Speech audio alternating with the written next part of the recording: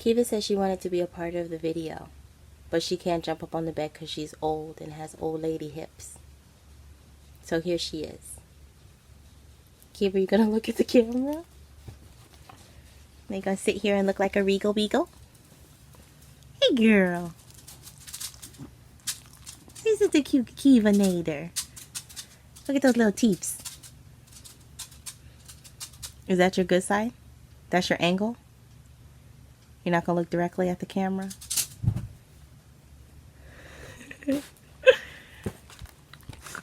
Oh, Tootie came to crash the show again.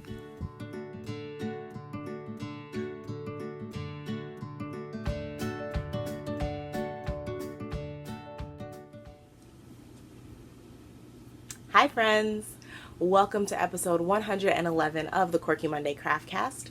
My name is Kalisha and you can find me anywhere online as Nadira Tani. Thank you so much for coming to spend some time with me today. I would like to say an extra special, amazing, from the bottom of my heart thank you to all of you subscribers, because we surpassed 5,000 subscribers the other day. I don't even know how that makes me feel on the inside.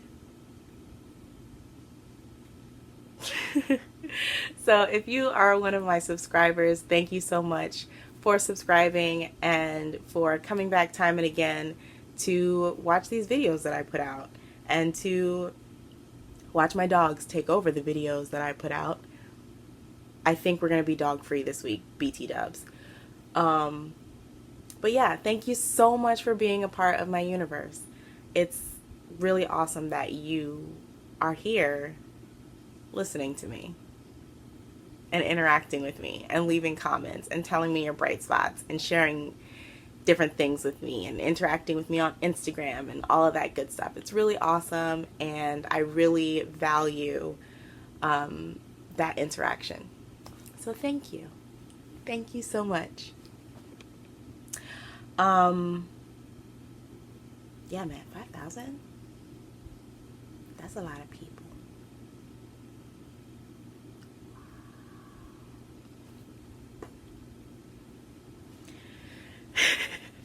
So,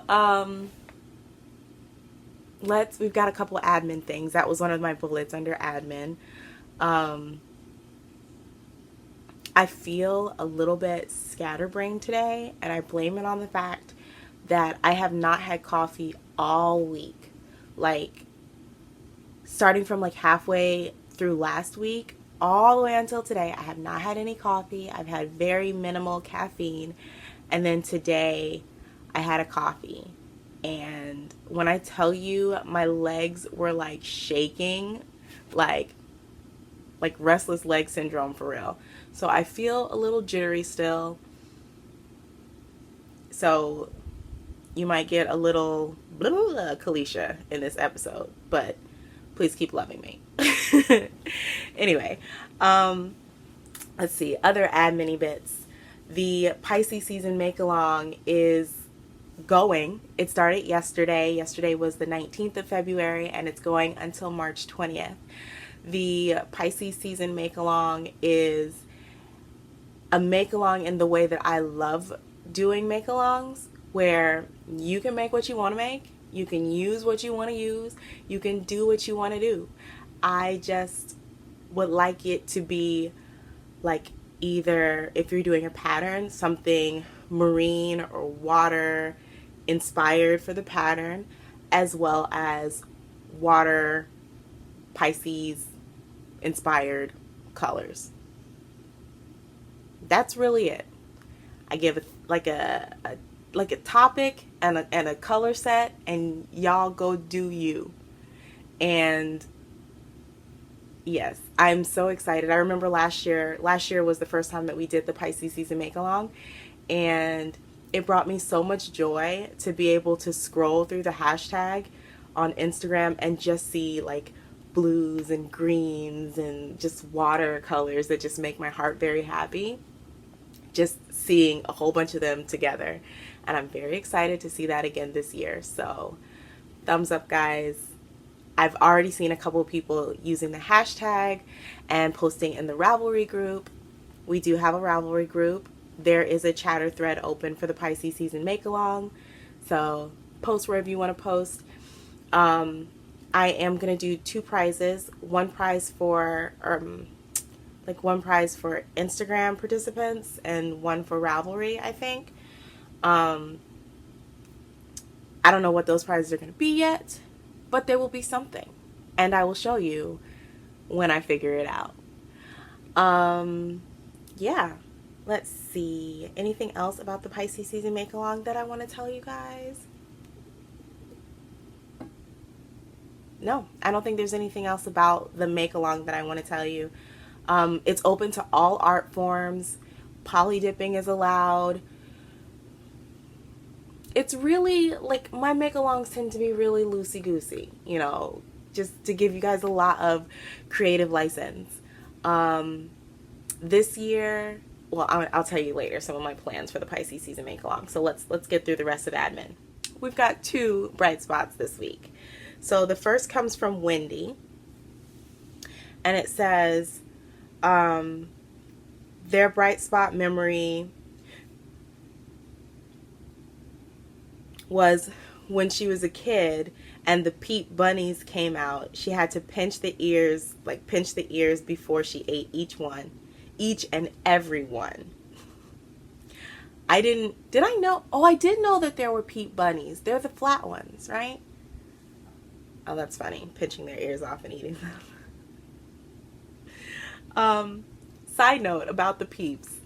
I am so tickled with all of your comments that you guys were leaving when I was talking about poking the Peeps heads.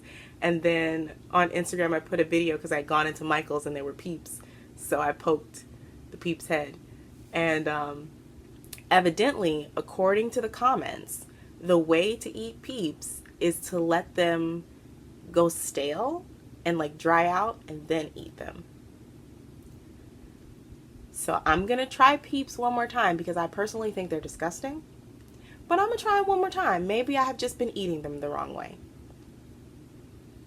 But I love that so many of you all have Peep poking tendencies as well. Our next bright spot comes from Susie, and it says, my bright spot is sharing encouraging words with my coworkers. I found a pack of affirmation cards from the dollar store. They're 2x2 and 52 in a pack. I've been leaving them on people's monitors when they're away from their desks. I also bought a pack for myself and have been pasting them in my gratitude journal as prompts for my daily writing. That's really cool. And I need to look for those. Affirmation cards at the dollar store? I'm definitely going to check that out because I love stuff like that. I love like little inspirational things. Right now, my computer at work has a whole bunch of sticky notes on it. Half of them are reminders for like, eat lunch. This is where you can find this folder. This is where you find these files. And then the other half of them are inspirational quotes. Speaking of inspirational quotes, I was listening to the radio and this song by The Afters came on, and there was a line in it that said, though I am in the storm is not in me. I'm just going to throw that one out there because that one like hit me in the chest, because sometimes, you know, we can be going through storms, but it's important to remember that the storm is not inside us, you know? But we're not going to get too deep and serious this early in the podcast, guys. If you hear a little bit of barking, that's Tootie in the room next door underneath the bed. You probably can't hear her, and if you can, it probably sounds like a far off dog, because she's decided that under the bed is where she wants to be. So that is everything for admin. So let's jump into the crafty stuff. Before we do that, check out my shirt. I look so silly when I do that. Let's get up a little higher. Get up a little higher. My friend Tiffany gave me this shirt, and I really, really like it.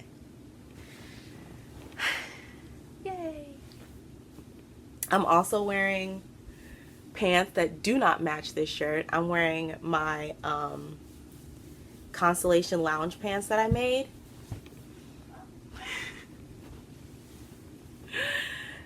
They're comfortable and I like them. Yeah. So, I have nothing finished because I realized that I have become a monogamous maker. And the last week I have basically only worked on one project. And that one project is my Garden State hat. The Garden State hat is a pattern by Chanel Wu. And it is intended, it's supposed to be, excuse me, a stockinette hat with a panel of lace, but I have modified it to be a lace hat. The end. I also added 4 additional repeats of the lace pattern for hair space. And yeah, so let me show you. This is how far I have gotten. I'm starting the crown decreases, and I have finished the second ball of yarn. This yarn is, let me grab it 1 second. I was almost prepared, guys. I was almost prepared. This yarn is Barocco Artisan. 80% merino wool and 20% silk. I got it on clearance from my local yarn store. It's the color gray. I feel like they could have done better. That's fine. I really like that this yarn has different texture in it. So there'll be like some slubby bits in there. And it's kind of almost like a cobblestone feel it gives me. Like I get the vibe of cobblestones when I'm working with it. And I feel like that's kind of weird, but whatever. So like you can see there's a slubby bit right there. Yeah. So that is the lace pattern. And it was really, really easy to memorize. It's a 4-row repeat. And yeah, so now I'm just doing the decreases, and I've gone completely and totally off script with these decreases, because in addition to doing more repeats this way, I added more repeats this way. I think as they've written it, there's a certain number of stitches, and I have essentially added, I think last week I said 25 more stitches. I think I've added like 40 more stitches to the circumference, you know, just to make sure there's plenty of hair room. I mean, there's going to be like extra space in here, but I want to make a hat that will be able to grow with my locks. But the decreases, or the crown decreases, I'm going wild style in that I think I only read like the first 2 rows of the decrease, and I was like, okay, it's fine. So I'm basically doing a decrease row and then an even row and a decrease and an even. And I'm going to work that for a little bit, and then I think I'm just going to do decreases straight out and probably go down to, I don't know, somewhere between 5 and 10 stitches maybe, and then pull it, like cinch it together. But I really like how this ribbing is working up. It's not a fully twisted rib. It's like a rib that alternates between a twisted rib and a regular rib. So yeah. Also, I would like to point out, I don't even know if you're going to be able to tell. Can I tell is a question. Oh no, I can't even tell. So basically between here and here, I ran I ran out of yarn for my cast on and had to do like the backwards loop cast on for the last few stitches of the brim. So there has been so much modifying and making it work as I work on this this hat, but I really enjoy it. Let's see if we can get an idea of what this is possibly gonna look like. This is not the hairstyle for this hat. Oh my goodness, this is gonna be so cute. Yes. Like, we'll pretend like this whole lump situation isn't here. Oh man, I might even wear this with my hair down. I never do that because I firmly believe I look like a mushroom. I love it. So, last episode I was talking about how I was nervous I was going to run out of yarn. So I bought 2 more skeins of this. Should have definitely just bought the one because I'm not even going to use half of this skein to finish this hat. So I'm going to end up with like 1.5 more skeins of this. And I don't know what I'm going to do with it because, I mean, I might knit another hat. I don't know. Maybe it'll sit in my stash for a little bit because it's very nice. I like it. Nice, and it has a squish. Somebody asked me in last week's comments if I thought that I could, like, if my yarn shop would like exchange it for like a different color or something. I don't think so because this is clearance, so I'm pretty sure it's final sale. But it's whatever. It's gray. Gray goes with everything. Yeah. So, is there anything else I want to say about this? I did get used to doing the knit 3 togethers. The trick for me was loosening my gauge just a hair. I think that's it. I think that's all I want to say about the Garden State hat. The Garden State hat is one of my patterns. I always say that. The Garden State hat is one of my projects in my 9 Little Words Make 9. So my theme for my Make 9 this year is called 9 Little Words. And I have chosen projects or patterns for projects and attached a word to them. So the word that goes with the Garden State hat is grow. And so as I'm working on it, I'm thinking about how I'm growing, what areas I'm growing in, and things like that. I haven't chosen my next project from my Make 9 yet. I do have yarn for one of the sweaters, but I kind of don't want to start on that yet. So we'll see. But that's everything for works in progress because that's the only thing that I've been working on.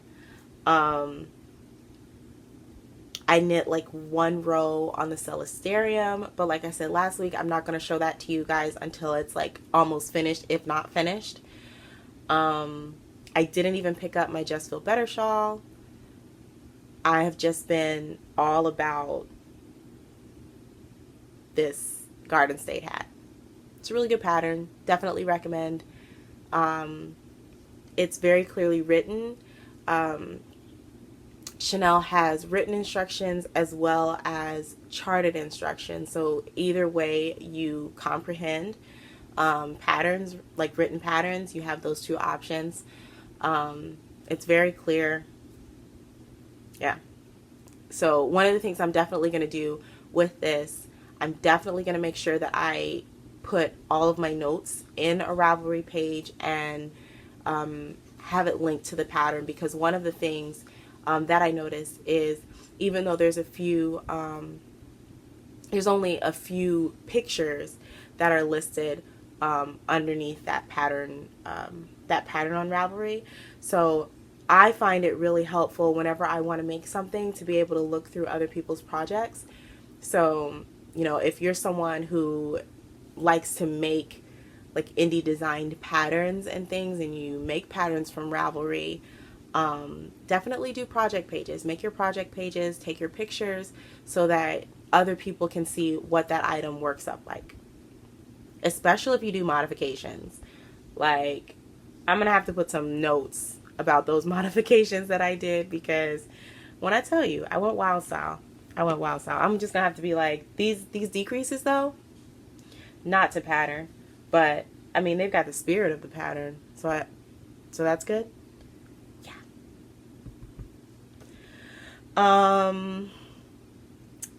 Well, I guess that'll take us into maker plans. So for maker plans, I have this. This is some vinyl, like it's kind of thick. I don't know what gauge vinyl this is. I got it as a remnant from Walmart. And when I saw it, I immediately thought I can make one of those like vinyl tote bags from that. And then my mind kind of snowballed with it. I want to see what it's like to sew on here. Hi, Toot. Wanna come up? You wanna come say hi? Come on. Come on. You can do it. You can jump higher than that. You're faking. Come on. Come on, Tootie.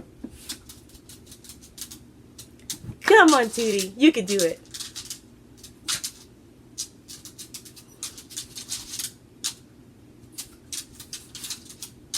She is being such a faker right now. She can jump up on this bed. She just wants me to get up and pick her up. Come on.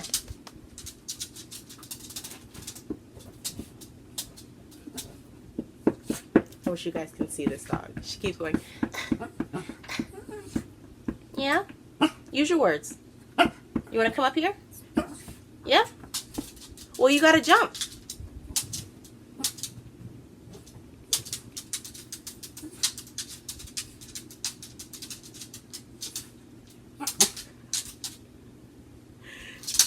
There you go. You did it. And you don't stink. I gave her a bath today. Yeah, you got a bath.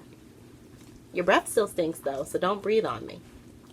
You want to say hi to your fans? You tell them how I gave you a bath and you were not happy about it?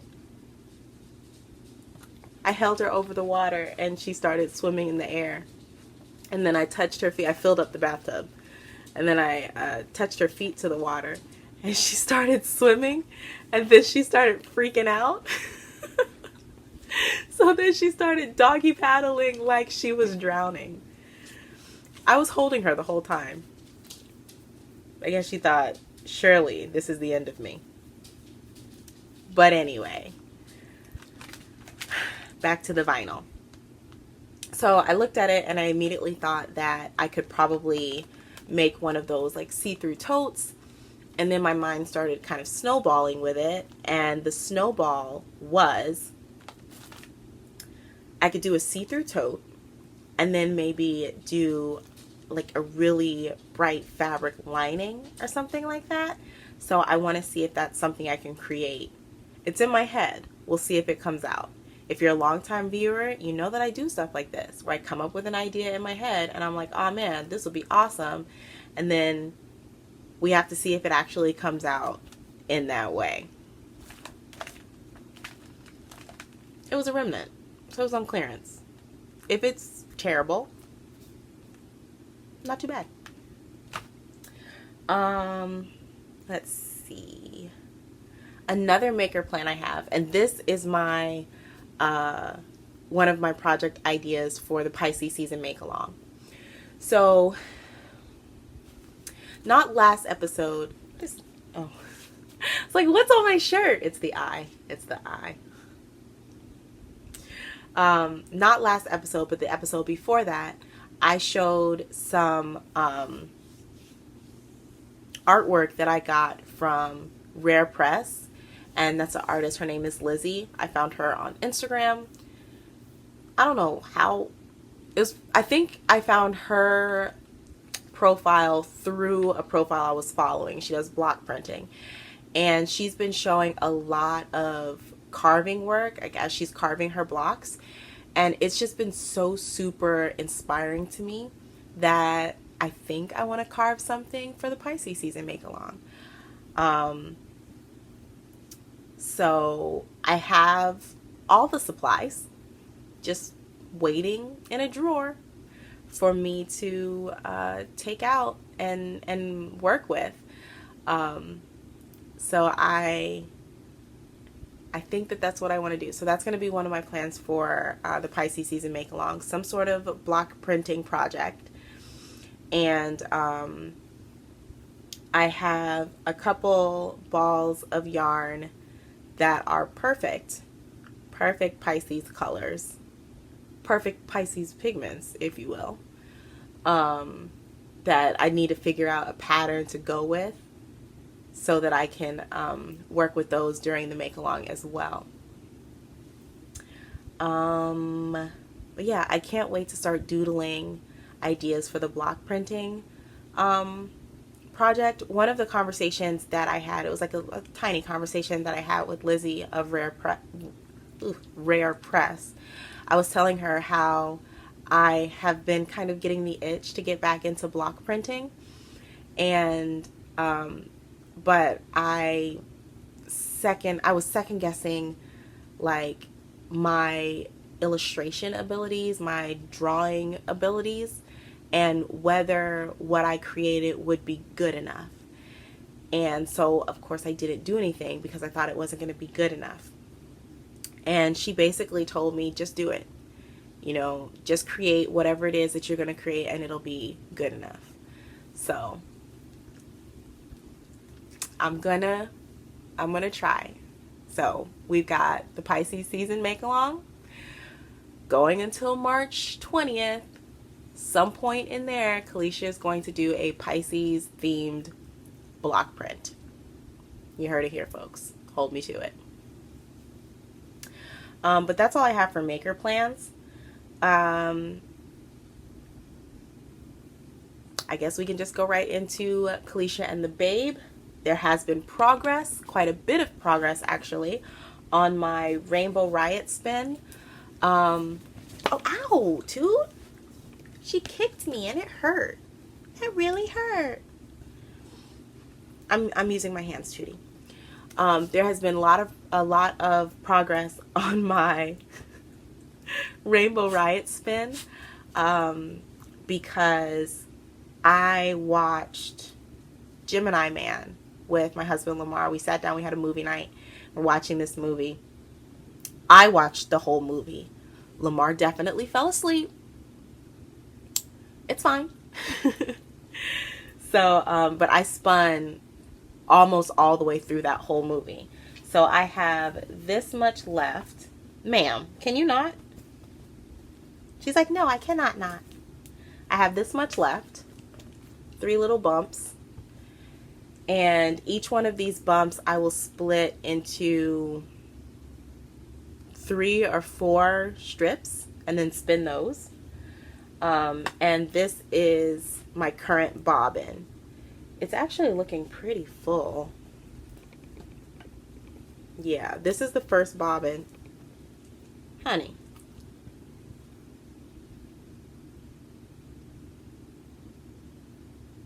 Can you calm down? Why did I even ask you to come up here? Because you're such a distraction. You good?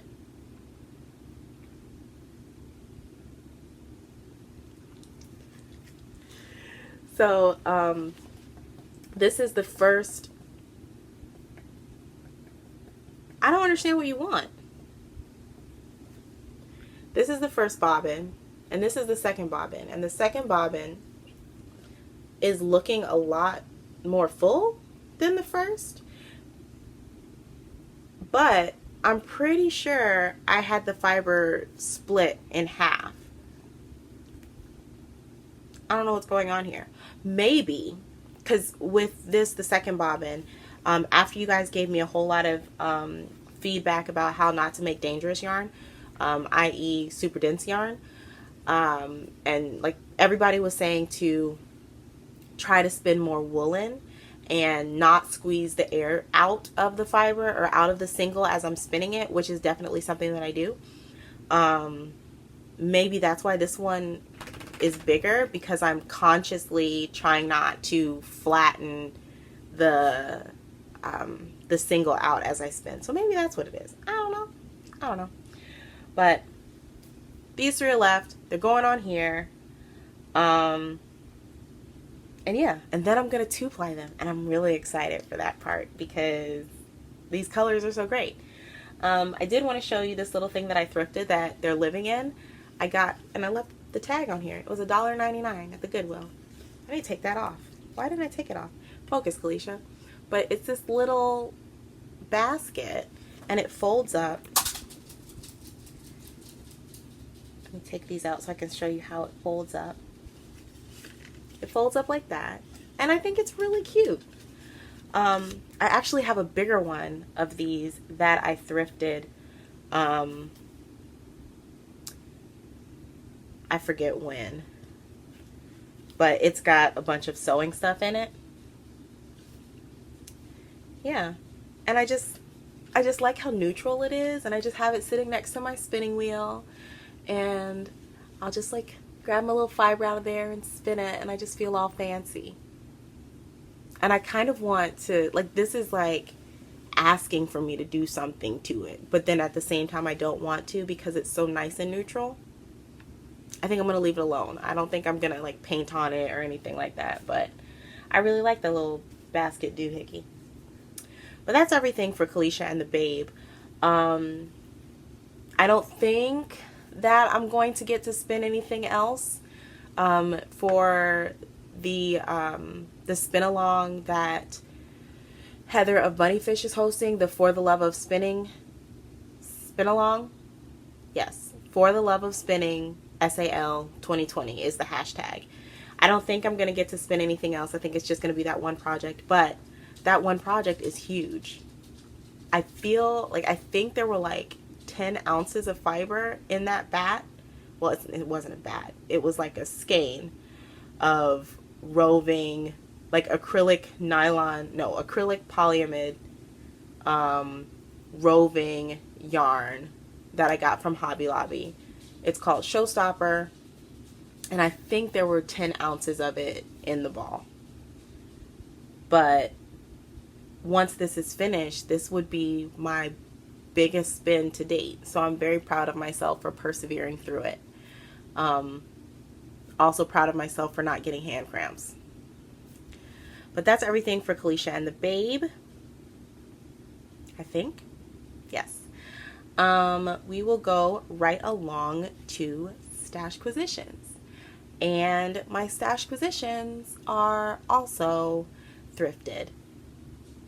So on the way home from my new job, I passed by this thrift store called Community Thrift. And I've told you guys about Community Thrift before. It reminds me a lot of my favorite thrift store back in Huntsville, which was Thrift Mart. And whenever I go into Community Thrift, there's always some random little thing that I find. And this time, somebody must have been their entire yarn stash. Or they got rid of somebody else's entire yarn stash. Because I got two bags of yarn. It's not all acrylic. I was about to tell y'all a straight up lie. There's some woolies in here, which is wool acrylic blend. There's cottonies, which is cotton acrylic. Yeah, I think those are the only 2 things in here. And then there was a ball of Red Heart, which I don't like the colorway, so it's going to get redonated. But each bag that I got was like $3.99. And yeah, the way they have their store set up, they have really long aisles for the clothing racks. And then on top of the clothing racks, there's like a shelf. And they'll put like games up there or like toys that they put in packages, like in plastic bags. You can buy the lot. Just like stuff like that. And this one day, almost the entire row on top was just bags and bags of yarn. And I walked over there like, what is this? And of course, you know, whenever I see that, I get really excited because a lot of times they'll put like a really awesome yarn in with like a bunch of random tidbits. So you really have to look at what's in these bags. So this is what I got across the 2 bags. I got this Cottonese, which is 50% cotton, 50% acrylic. And these, I got these colors. Do these have colorway names? Oh yeah, this is Candy Blue. This is Ice Blue. And these are Mint. So I feel like I could maybe get away with doing a gradient or something like this. Because I don't think this is enough to do any one particular thing for me.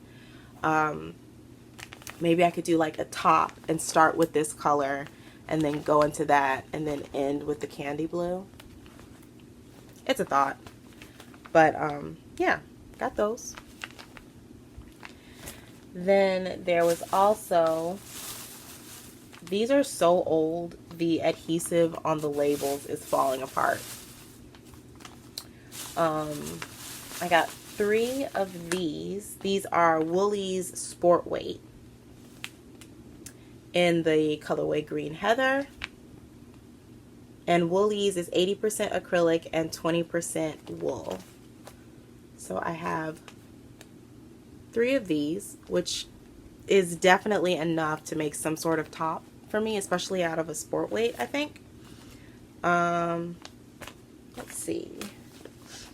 Does this have a pattern on the... Oh, yeah.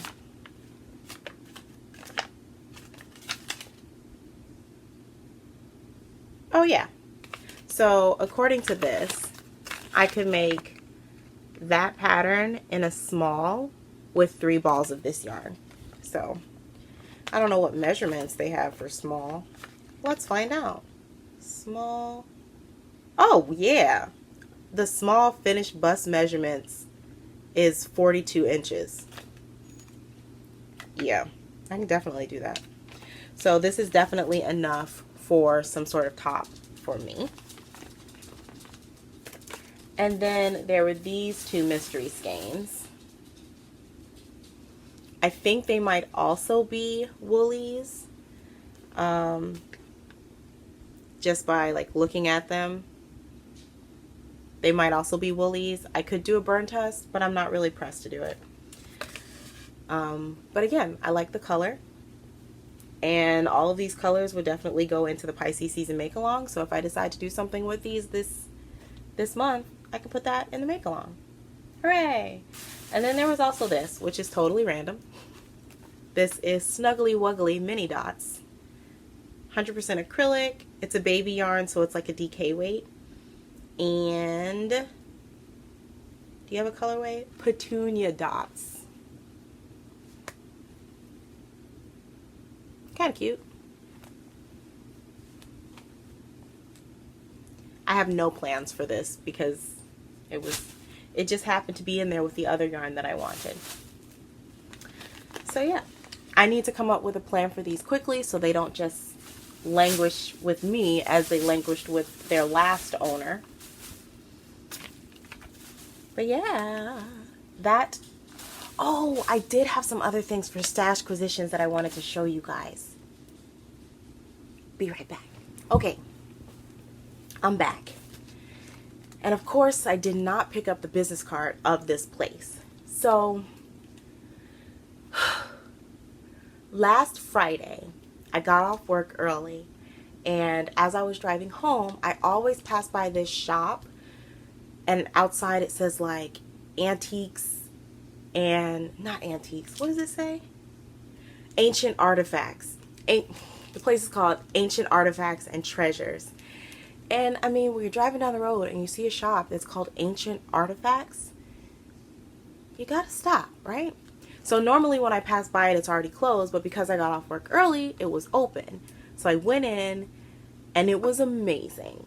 Like, this shop is probably, I don't know, it was really small. I'm trying to think of something to compare it to. I don't know. It was small. And the owner was really friendly. I forget his name. But when I walked in, he greeted me and was like, you know, hey, what brings you in? And I told him I just got a job up the street and I pass by your shop every day and here I am. So he was like, okay, well, we have things from, and he listed this long list of countries and cultures and histories that they have artifacts from. And it's one of those like shops that has so much stuff in it that there is always something new to look at. He told me that the record for like browsing time was 4 hours. And I was like, I can totally see that, because I think I was in there for at least 30-45 minutes. Just walking around and looking at things and reading the different labels that he had. And there were just so many interesting little tidbits and whatnots and hoo-hoos. One of the things that I found really, really interesting was that he had a set of widow's mite, which is like money from biblical times that I guess widows had. And it caught my attention because there's a parable in the Bible where Jesus talks about this widow who loses one of her mites and spends like the whole day cleaning the house and sweeping down the house and looking for it to find it. And it was a parable about how, you know, if you're lost, God will keep looking for you. But, you know, whenever they told us these stories, whenever adults told us these stories as children, you know, you always think of like, oh, she lost a coin or she lost like a quarter. Nope. A widow's mite was probably the size of my fingernail. And I was just like, and they were like dark brown. I don't know if it was metal or what kind of material it was, but it was tiny and it was dark and it was tiny. And I just thought it just brought a whole new understanding of that parable, because I can imagine this woman looking for this teeny tiny piece of like this big, looking for this thing, and it could easily have passed for a rock. So you know she was looking hard trying to find this lost mite. And yeah, it was just really cool to see that in real life and be able to understand like this is what the story is about. But he also had there were some spindle whorls. So like for drop spindles, the whorls that go on them, I forget where they were from, but they were super old. And it was just really amazing to see the pieces of history that were just in this shop. And yeah, just really, really fascinating. So I picked up two things. First, I bought this, which is a blue goldstone. And I love buying like gemstones and things like that, because I just like having them around. And goldstone, it says on the description page, it says goldstone, like diamond, is a good deflector of unwanted energies and is highly regarded in the spirit realm as a protection mineral. It is a nervous system stimulant and enhances transmissions of healing energies from the hands. And I found it kind of interesting that this was the stone that I gravitated to, especially when it talks about healing energies from the hands. As a maker, I thought that was perfect. So I don't know if you're going to be able to, nope, you can't see the awesomeness that is this stone. But you can see a little bit of the glittering. When you look at it, especially in daylight, in sunlight, this is really, really beautiful. But it looks like a dark, like dark midnight sky with so many stars in it. And at one point, like after I had gotten it, I was sitting and I was just looking at it. And this could very easily be used as like a point of meditation or something to meditate on, because it's very easy to get lost in just gazing at this stone. And he had some larger pieces, so I think I might go treat myself to a larger piece and call it a birthday gift. Or just happy Tuesday, Kalisha. But I'm gonna see if maybe I can put in a video or a picture or something like that so that you guys can see this more clearly. But I've just been keeping it in the little bag so I don't lose it or its little information. But the other thing that I got is like the thing that I was most excited about. So I was excited about the goldstone, but I was even more excited about this. So this is a meteorite pendant from the Campo del Cielo meteor. And one of the first things that he did when I walked in the store, he was kind of, you know, pointing out some different things. And then he asked me to come up to the desk and he said, you know, hold out your hands. So I held out my hands like this, and he took this big stone and put it in my hands. First thing that I realized was it was extraordinarily heavy compared to its size. So I asked him what it was, and he was like, this is a big chunk of a meteorite. And I was so excited because y'all know I love everything space related. And I told him, I was like, dude, you just made my whole week. Thank you. But he had little pendants made from pieces of meteorite. So this is going to be a progress keeper, I think. But I want to put it on something that I can see all the time. So I might make it into a keychain. But how cool is that? So yeah, I got myself a little piece of a meteorite, little piece of outer space in my hand. So I was telling Lamar about the shop, and I was like, man, we need to go back over there. I just want to go and like look around. And he had a section for like coin and currency collecting, and my father-in-law collects he collects currency and stamps and all kinds of stuff like that. So I was telling him about it, and I was just like, oh my goodness, we need to take like a family field trip to this shop. But it was really cool, and I really enjoyed it. But anyway, it was fun to be able to have kind of a nerd out moment with a stranger. But yeah, I was very excited about my pendant, my meteorite pendant.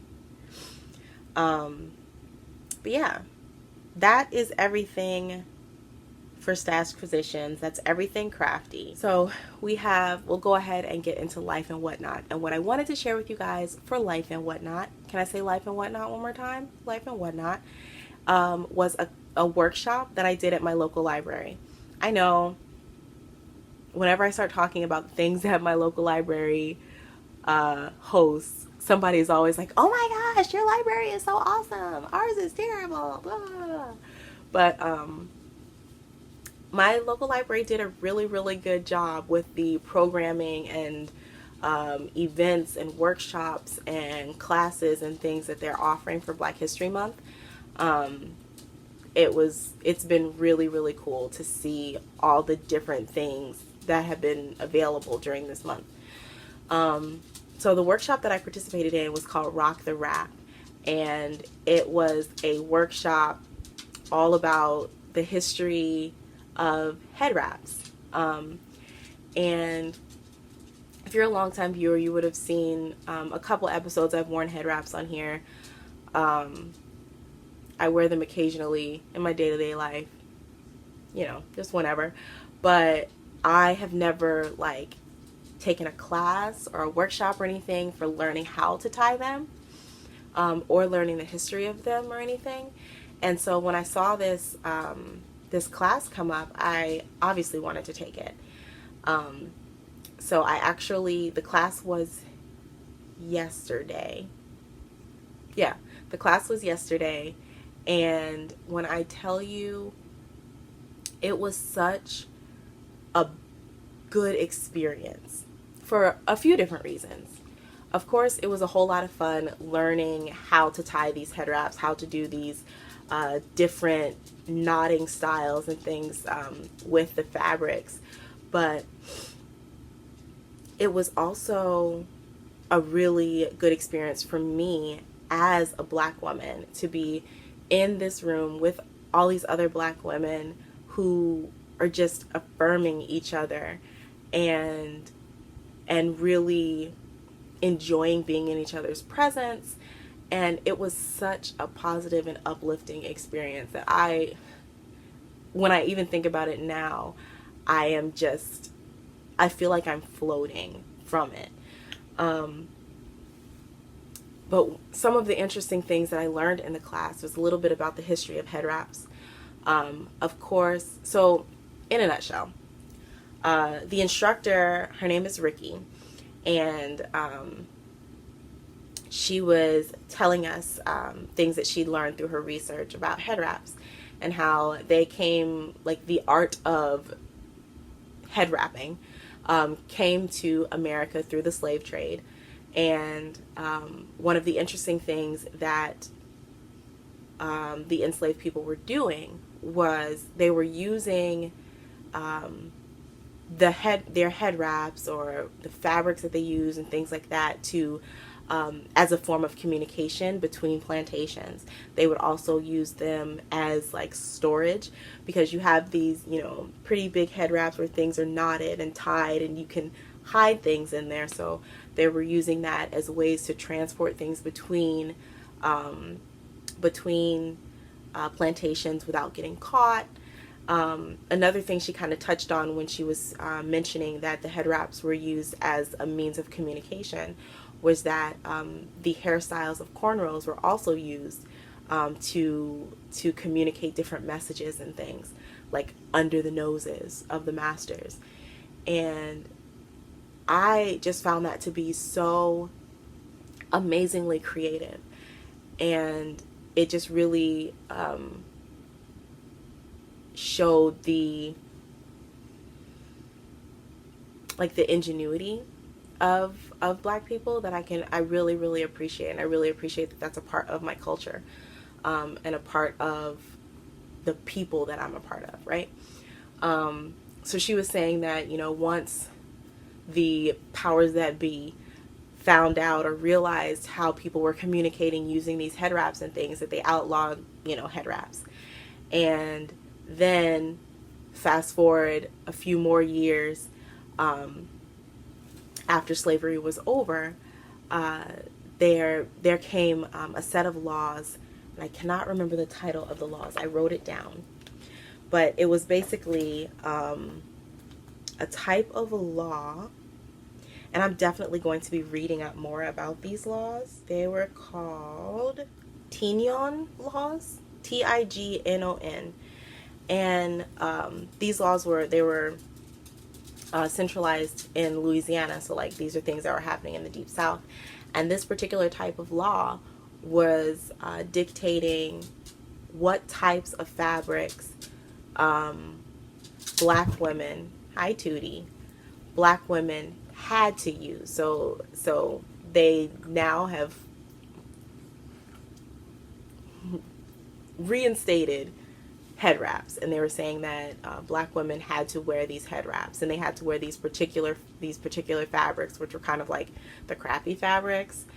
And she was remarking at how the intent was to downplay the Black woman, but what ended up happening was that these women were taking these shoddy fabrics and ugly things that were given to them and that were required of them to wear, and zhuzhing it up in only a way that they could.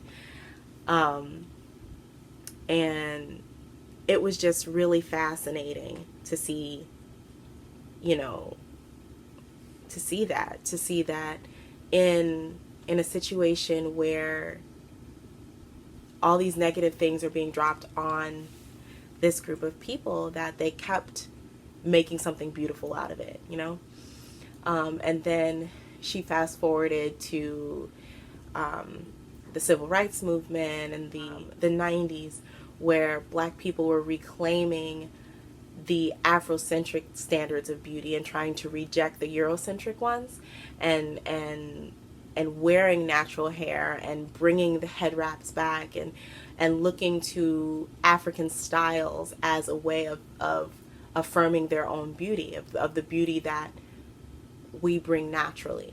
But she being Ricky, the instructor, was just kind of taking us through this journey of how head wrapping was always kind of a nod to a history that didn't get 100% taken. And that was just a really beautiful thing to me. So I was definitely really inspired to read up more about these laws, the Tignon, I don't even know, Tignon laws.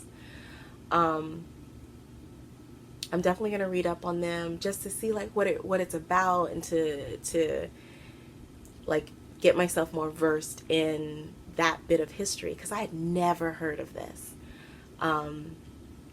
And yeah, it was just, that exciting feeling when you learn something new. But then we went into like the class with learning how to tie the head wraps. And one of the things that I don't know if you would call it self-conscious, but one of the things that I feel a lot is I have a lot of hair. I do. I have a lot of hair, and the strands are very thick. So before my hair was locked, it was very, very big. And are you punching me in the throat now? And while my hair is locked, it is still very big. My first set of locks was very big and fluffy. There's no way around it. I'm not gonna have those thin, delicate locks that like flow down your back all gracefully and whatnot. My hair is just, it's got a soul of its own. And I have a little bit of self-consciousness when it comes to my hair. And one of the experiences that I had in the class while we were doing, working on these head wraps and things like that, quite a few people complimented my hair and, told me that it was beautiful. And in that, and complimented on the thickness of my hair, but not in that tone like, "Ooh, girl, your hair is so thick," but like in an appreciative way. And it was just really, it felt good to receive that affirmation that my thick, unruly hair is beautiful. And sometimes you just need to hear that. But I was telling my mom about how I really enjoyed being in that space and having the opportunity to be in that space. So I'm really, really grateful that my library put together this class. She's got 2 more that she's doing in March. I might even go take another one. I mean, she's not going to teach any new head wraps, but I might go take another class with her just to get another taste of being in that kind of environment. But I took a little video of her helping me out with one particular head wrap. So I'll put that in here so you guys can see it. Yeah, so that's everything. That's not everything. There is one other thing that I wanted to touch on. As you guys may know, there's, over the last over the last year and then into this one, there's been a whole lot of, I want to say, upheaval in the fiber community when it comes to race and inclusion and how people are treated. And recently there was a collection of yarn that was put out that I feel, when I looked at it or when I saw it, I felt like this was poking fun at the experiences that so many of us being people of color, were expressing. And seeing those, the titles of the yarn, like, nothing is wrong with the yarn itself. It's pretty colors, yay. But the titles and the way that it was framed was, I felt, very disrespectful to everything that we have been trying to communicate over this past year. And I didn't make any comments on the post. I don't think I said anything about, I did post alternates on Instagram, but I didn't like make a video or anything like that until yesterday. One of the people that I was subscribed to put up a video where she was talking about what she feels is wrong in the knitting community. And I started watching the video, and the thing that struck me, not so much that, she was defending the dyer who came out with these colors, but what struck me was the way that she was talking about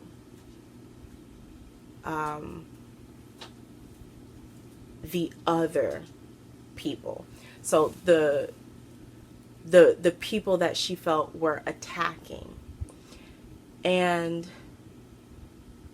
I recorded myself like talking out my feelings. I don't know if I'm going to put that in. I don't think I'm going to. But the moral of what I was talking about, or where I came to as I was talking myself through these feelings, was that when someone is talking about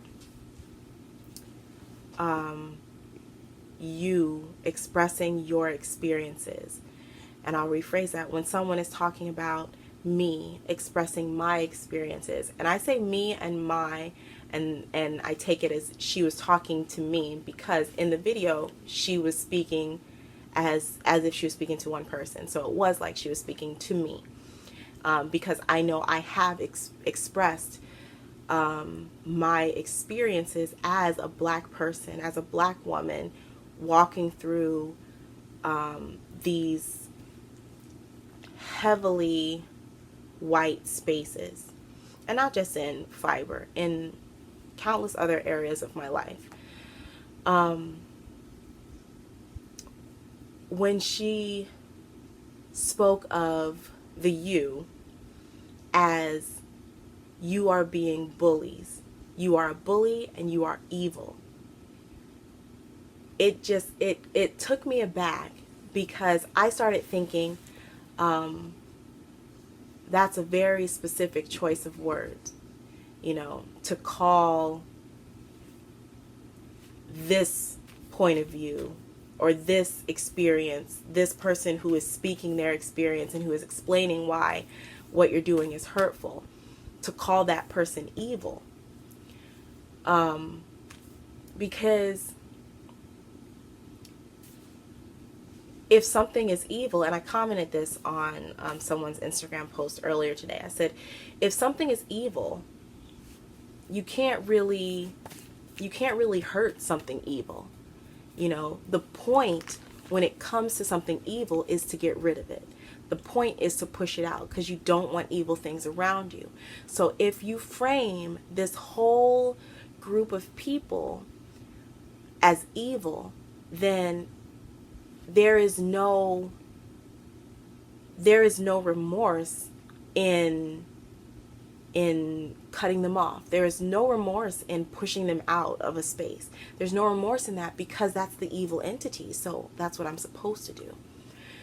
So whenever I see things like this, I always listen. I always listen to, what words are you using? What words are you describing someone else as, right?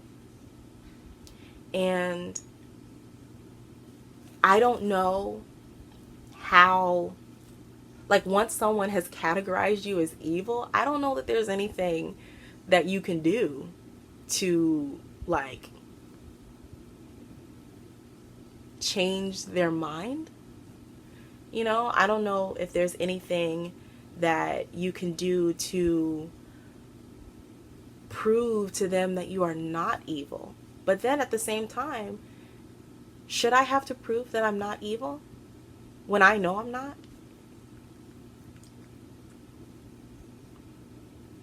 I don't know. But in the video that I recorded of myself talking, a lot of times I'll talk through my feelings to self-regulate and to check myself. One of the things I spoke about was the poetry club that I was in college. We had one particular year, I don't remember what happened, but the tension was so high between people in the group. People's friendships were getting messed up. Like, people were angry with each other all the time. And I don't know if you've ever been in a group of artsy people who are angry at each other. It's very intense. So we, as a group, prided ourselves in the family that we have created, that we created. We were the misfits. We were the outcasts that didn't fit really anywhere else, but we fit together. So we had this family, and we were very proud of our family. So when this breakdown started happening, it was like our family is being torn apart. Just like people are saying, oh, the knitting community is getting torn apart by these conversations. But instead of us just sitting there like, oh man, our family's getting torn apart, what are we going to do about it? We made the choice to have what we called a breakdown and a build up. So what we did, everybody in the club got together. We went and we aired everything. We broke everything down. If you had a problem with somebody, you spoke it, you said your piece, everybody got everything out, and we broke it down. Like, when I tell you, people were crying, people were angry, but in that breaking down, we all knew that we cared enough about the group, about the family, to break it down and then to rebuild it the way that it was supposed to be. And I think we as a community, as a knitting community, need to decide, what do we care about? Do we care enough about the humanity in one another to break this community down and rebuild it in a way that is constructive, in a way that people feel welcome and safe and like they are a part of that family? Or do we just care about pretty yarns? So I hope that we are able to rebuild within our community. I don't think that we've gotten to the place where we're ready to rebuild, because I think so many of our bones are still set wrong, to go with the metaphor.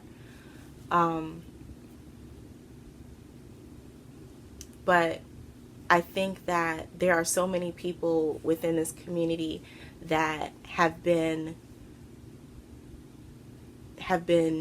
providing information, providing points of views, giving, like, just speaking out about things, about how one action can be changed to be better, calling for people to look at what they're doing. I think there's definitely a lot of people who are doing that and who are asking for all of us to be better, strive to be better every day. And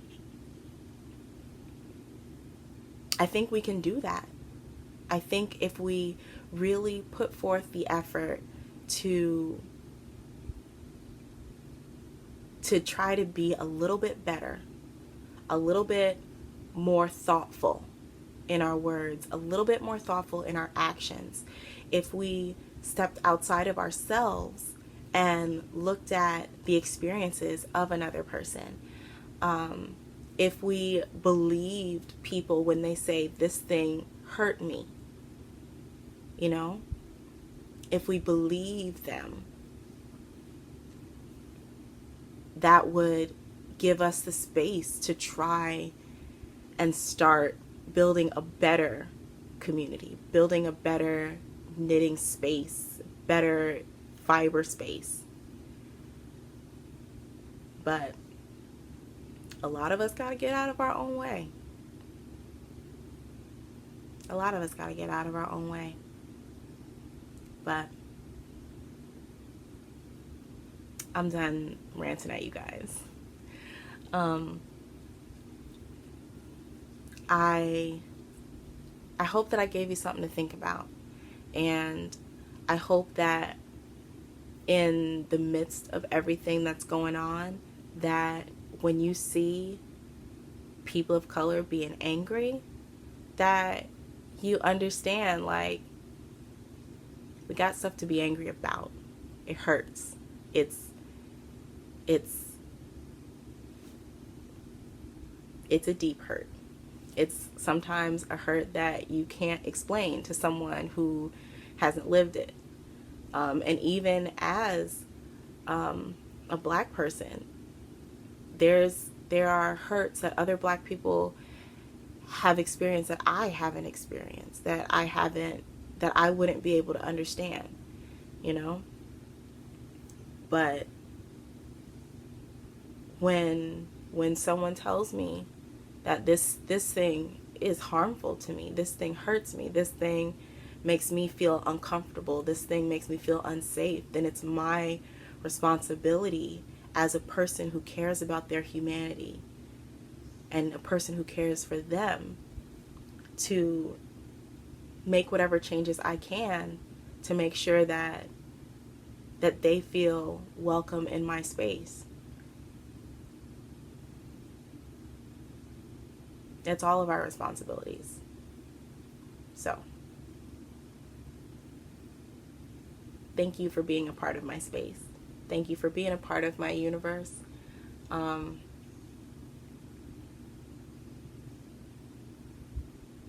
Guys, just try to be a little bit better and urge the people around you to be better. Hold people up to higher expectations. Hold people to being better people. That's it. Have a great week.